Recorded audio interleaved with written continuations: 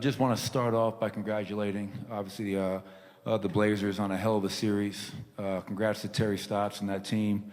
Lots of great players, and more importantly, a lot of good people on their roster. So happy for their success. Hope Rodney Hood is okay.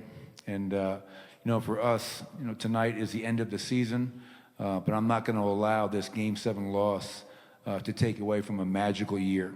And it doesn't feel that way right now, but when I reflect and when our players reflect on what we were able to accomplish, hell of a year. Couldn't ask for anything more from our guys.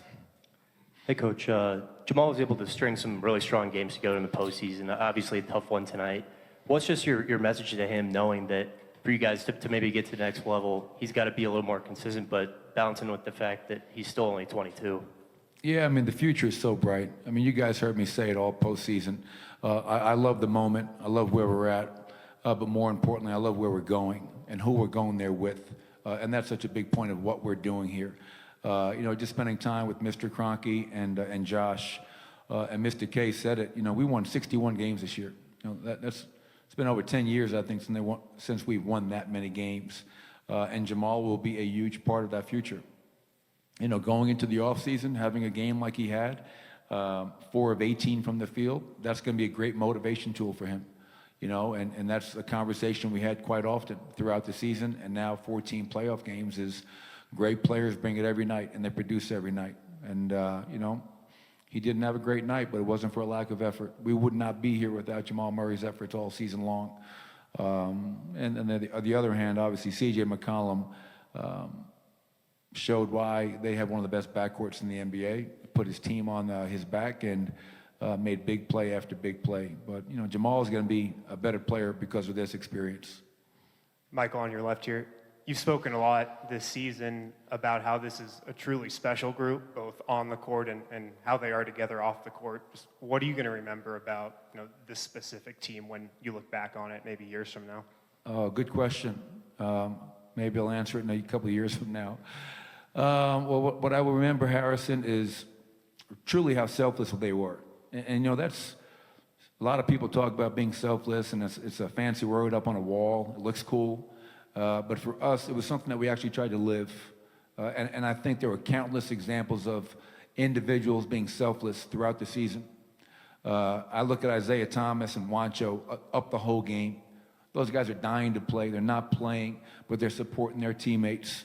So that's what will stand out. I got Nikola Jokic in there taking blame for the loss.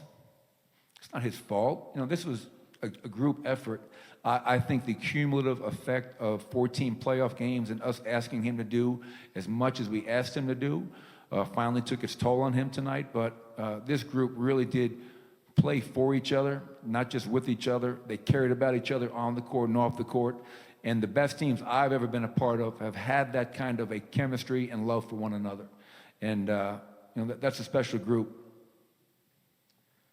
Your offense has been really good this year. Obviously tonight, only 15 assists. In your estimation, is that just sort of where this game went wrong, was on the offensive end? Well, you have to make shots to get the assists, obviously, to oversimplify it. But we made 2 threes tonight. I thought the game came down to 21 second chance points and us missing 11 free throws. Those are 2 huge areas right there. We talked about coming into tonight in our 3 losses to Portland. They were averaging 18 second chance points per game. They get 21 tonight. And then you leave 11 points at the foul line. Those were 2 really big factors, in my opinion, in why we lost. But, the bigger question, we were a really good offensive team this year. And whether it's giving them credit, which they deserve, and us missing a lot of open shots, we just couldn't get any rhythm offensively. This game really reminded me of Game 7 against San Antonio. First half, ugly half. Our defense was great, but we couldn't make any shots, so we created no separation. Then they came out in a very aggressive manner, tied things up, and unlike Game 7 against San Antonio, we couldn't hold on for the win. Michael, ESPN. Well, what was Nicola's message to him? Why did he think it was his fault? And also, how difficult is it to stop that little left pull-up that CJ had going? Well, CJ was phenomenal tonight. And all summer long, I'm going to be probably second-guessing myself. out of a timeout, they just go 1-4 flat, and he hits a really tough pull-up.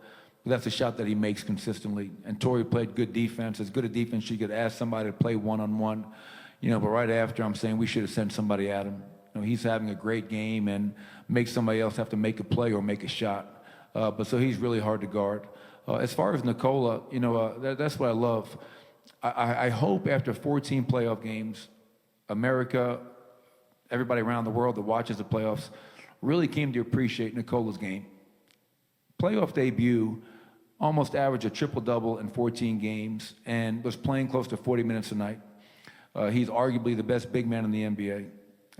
And for him to be as emotional and as upset as he was speaks to his, just truly caring. And he knows that we ask a lot of him, and he's just upset because he didn't think he did enough for us to win the game tonight. And I love the fact that he's not afraid of the pressure to put this loss on him, even though we all know it's not on him. All right, we win together, we lose together. But I love Nikola's commitment to this group, and I love him as a kid. He's wonderful to coach, and I look forward to coaching him for many years moving forward. Michael, over here.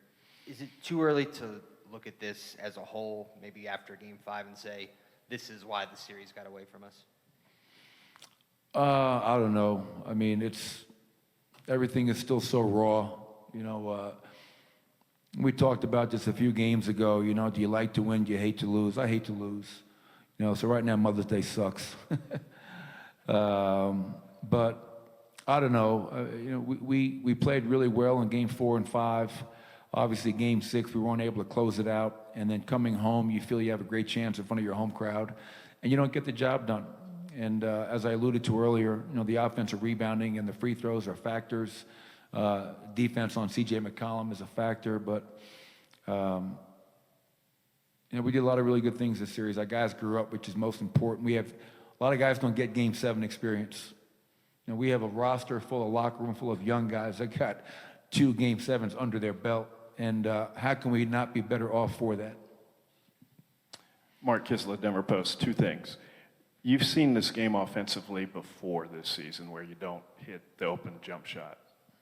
Can you make an adjustment when that happens, or do you just have to trust that eventually they're going to make it? And the second thing, bigger question is, to what extent can you grow out of the heartbreak of a Game 7 loss? Yeah, I think obviously on one hand, you always ask yourself, kids, are you generating open shots? And if you're generating open looks and you're not making them, okay, you hope that eventually keep on shooting them. That's the only way you're going to get out of that slump. The second part of that is when and I said this throughout the postseason because we had multiple examples of games like this, stop settling. So now get to the free throw line, play in attack mode. And the problem tonight was we missed 11 free throws. So that kind of compounds the issues of trying to score. And what can we take out of this? You have to understand why you win and why you lose. And tonight I thought we lost. Think about all the possessions they got. We played great defense tonight. Great defense.